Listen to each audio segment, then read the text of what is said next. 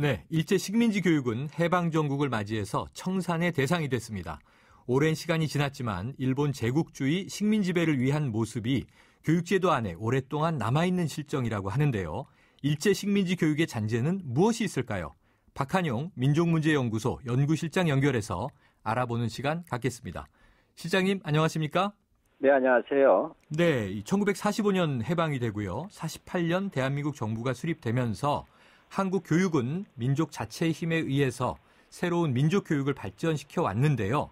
그동안 식민교육 청산 어떻게 이루어져 왔습니까? 참 민망한 얘기인데요. 저도 교육에 있어서는 식민교육의 청산이 저는 없었다고 봅니다. 네. 해방 공간에서 해방된 후에 새로운 나라 때 그 교육에 대한 열정이 매우 높았지 않습니까? 네. 그때는 파시즘적인 일제 교육을 청산하고 민주 시민 교육을 하자는 게 있었을 때 그때는 미국식 어떤 그 자유민주주의 교육과 네. 또 사회주의식 어떤 그런 이제 교육이 두 가지가 크게 이제 나오고 있었어요. 근데 그러나 어느 것이든 간에 그 표방했던 거는 민주주의였어요. 네. 근데 정작 뭐냐면 그 이승만 정부가 들어서면서 초대 교육부장의 안호상이란 분이에요. 네. 근데 이분이 민족적 민주교육을 내세웠는데 이게 사실 1930년대 독일의 파시즘 교육을 부활시켜버린 겁니다. 네. 그래서 이승만 정권이 처음부터 시작한 게 학도 호국단을 만들고 학생들을 군사 조직으로 만드는 거죠. 네. 그 다음에 민족적 민주교육이라고 얘기하면서 서구식 자유민주주의 교육은 방종에 흐른다. 또 사회주의 교육은 이제 우리 방공 때문에 안 된다. 이렇게 하면서 국가주의 교육, 그러니까 히틀러나 독일의 프로시안 같은 아주 국가주의 교육이 있지 않습니까? 네. 결국은 일본의 일제 잔재 교육과 사실은 동전의 양면인 건데 이런 교육이 되어 왔었어요. 네. 그래서 어떤 말에서 식민교육의 연장이 되어버렸다는 비판이 있었고 결국 이렇게 되면서 이승만 때는 학원이 정치 도구가 되고 여러 가지 그 선거 때 동원 기고되지 않습니까? 네. 네, 그래서 학생들이 정치 동원하지 말고 데모도 일어났었고, 근데 더 큰 문제는 박정희 때는 아예 일제 유신 교육이라고 하는 것은 정확하게 하면 1937년부터 1945년 일제 시기에서도 전시 총동원 체제 때의 군국주의 교육을 오히려 박정희 정권 때는 유신 교육으로 부활시켜 버렸었어요. 네, 실장님. 그런데요. 예. 지금 이제 조금 이제 앞부분의 이야기가 역사적으로 길어져서 이 일제 잔재 청산이 교육 현장에서 없었다. 저희가 이해하기로는 많이 좀 부족했다. 이렇게 이제 이해를 하겠는데요. 예를 들면 구체적인 예를 한번 여쭤볼게요. 우리 교육에 식민교육의 잔재가 남아있는 부분, 예를 들면 구령에 따라서 학생들이 교사에게 인사하는 것, 차렷, 선생님께 대하여 경례, 이렇게 하는 거 많이 우리가 하면서 잘하지 않았습니까? 또는 수미양가, 이런 성적표 매기기, 이런 것들도 다 일제 잔재들의 한 종류들인가요? 네, 제가 한번 몇 가지 예시를 해보겠습니다. 이것도 사라진 것도 있고 남아있는 것도 있으니까요. 네. 학교마다 약간씩 차이가 있더라고요. 네. 예, 지금은 사라졌지만 교복 있죠. 우리가 흔히 말하는 지금의 학생들의 학교마다 다른 교회라 우리 때는 획일적인 교복을 입었지 않습니까? 교모와 스포츠 머리. 지금 사라졌습니다. 근데 애국제는 아직 남아있죠. 네. 이 애국제는 바로 일본이 만든 거예요, 일제가. 네. 그다음에 반장이라든지 주번이라는 개념 같은 것도 사실은 내무반장이나 주번 하사관이라는 그런 개념에서 되어 온 것이 학교에 적용이 된 것이에요. 또 복장 검사도 심심치 않게 있는 학교가 있는 모양이에요. 네. 그다음에 교원 앞에서 지도하는 거죠. 규율부나 예의부가. 또 국민교육 헌장, 또 국기에 대한 맹세 같은 것들은 또 사실은 교육치거나 한국 시민 서사를 본뜬 것이고. 그다음에 우리 표창장 같은 데 학업 성적이 우수하고 품행이 방정하 이런 말이 나오지 않습니까? 네. 이것도 사실 일제 때 용어예요. 그대로. 네, 용어 자체가. 예, 그렇죠. 표창 수여할 때 일제 때 품행 대신 조행이라는 말을 썼을 뿐이에요. 네.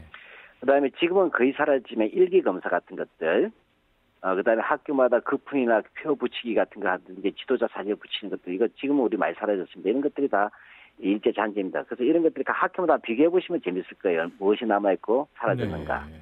자, 그래서요. 지금 이 실장님 예로 들어주신 식민지 교육의 잔재들 아직도 남아 있는데 그 당시 일본의 군국주의와 전체주의 같은 이념의 틀에서 나온 것으로 보여지는 거 아닙니까? 그렇죠. 예. 우리 교육의 문제점으로 지금 지적되고 있는 것도 이 중앙 집권적 획일주의 이것도 결국은 식민 잔재의 영향인 건가요? 우리가 다른 쪽에서 우리가 배운 건 없잖아요. 국가주의 교육을. 네. 예, 우리의 최초의 근대적 교육의 오리엔테이션은 사실 일본 파시즘의 군국주의 교육으로부터 시작해버렸어요. 네.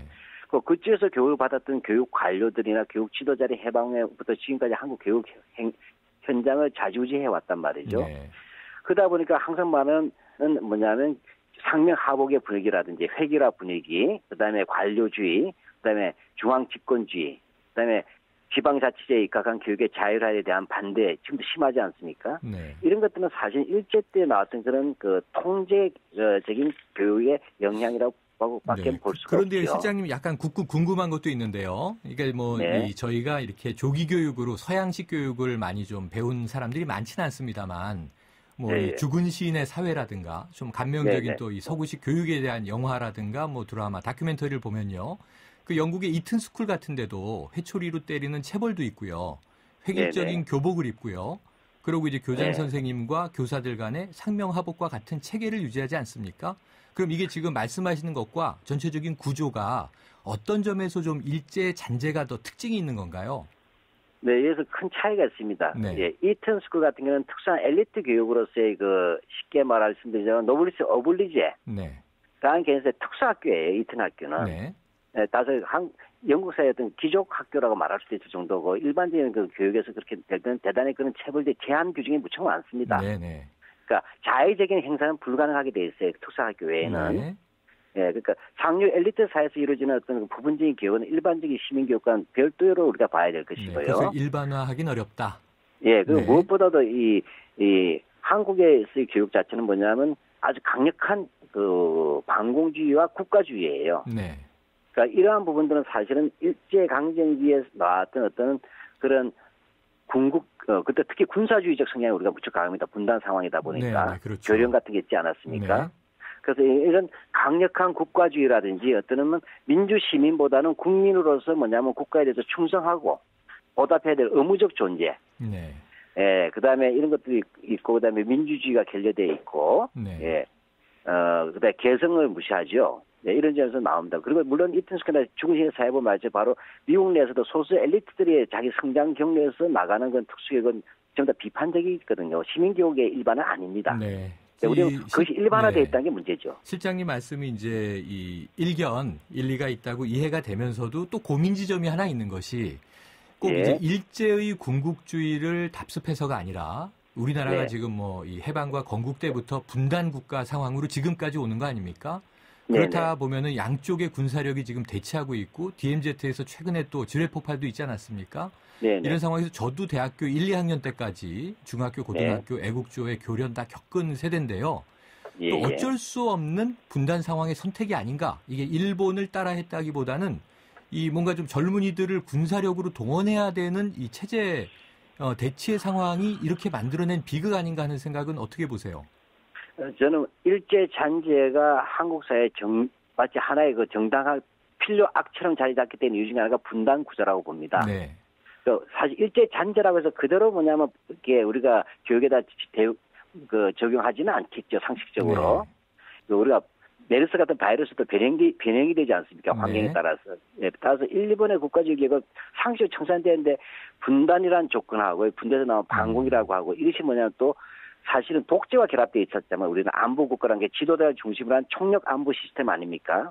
근데 문제는 이런 안보라고 하는 부분들은 그러한 독재자를 독재를 정당화하는 명분과 반공이 결합되고 그것이 분단에 의해서 정당화되는 이 상황이 또 문제였던 거예요. 애국심이라고 하는 것이나 안보라고 하는 것은 그렇게 해서는 이루어지지 않는다는 것이죠. 마지막으로요. 그럼 이런 상황에서 우리가 일제 잔재를 청산하기 위해서 앞으로 어떤 방향의 교육으로 나가야 한다고 생각하세요? 네, 저는 무엇보다도 지금 획일화가 제일 큰 문제라고 봅니다. 통제당한 인간.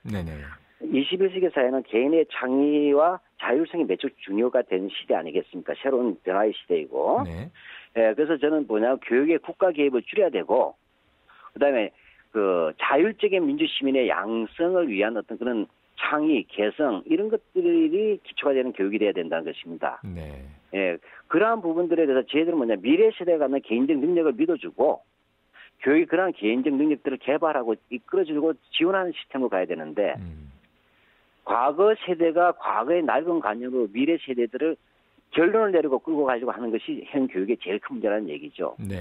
그러니까 19세기나 20세기가 21세기를 끌고 가서는 안 된다. 21세기를 위한 우리가 기성의 교육이 밑거름이 돼야 되는데 거꾸로 돼 있다는 얘기예요. 네, 알겠습니다. 가장 나쁜 것 일제잔재는 획일화이고 여기서 좀 개성화, 다양화 또는 창의적으로 나가야 한다라고 말씀 주셨습니다.